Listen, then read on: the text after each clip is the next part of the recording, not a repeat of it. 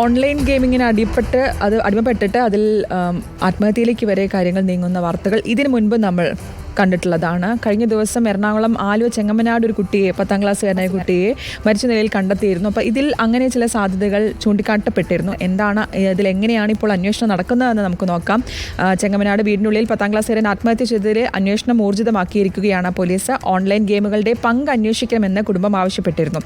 കപ്രശ്ശേരി വടക്കുംചേരി ജെയ്മിയുടെയും ജിനിയുടെയും മകൻ അക്നൽ വെള്ളിയാഴ്ച വൈകിട്ടാണ് വീടിനുള്ളിൽ തൂങ്ങി മരിച്ചത്.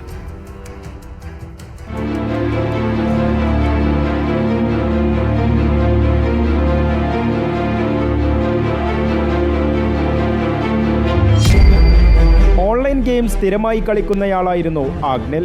മരണസമയത്തെ ആഗ്നലിന്റെ വേഷവും ഗെയിമിലെ കഥാപാത്രത്തിന്റെ വേഷവും സമാനമാണെന്ന് കുടുംബം.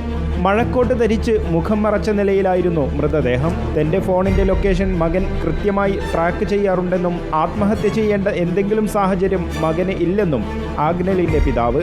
എവിടെ നമ്മൾ കൊണ്ടുപോയി വെച്ചാലും അവർക്ക് അതിന്റെ ലൊക്കേഷൻ വരെ അവന് അറിയാൻ പറ്റും. ഞാൻ എവിടെ എത്തിയെന്നൊക്കെ അവൻ മറ്റേ മൊബൈലിൽ വെച്ചിട്ട് പറയും. അപ്പം ഞാൻ എത്താറായെന്ന് അവന് അറിയാൻ പറ്റും. വേറെ പ്രശ്നങ്ങളൊന്നുമില്ല. ഗെയിം കളിക്കുന്നുണ്ടെങ്കിൽ അവന് മാറാം.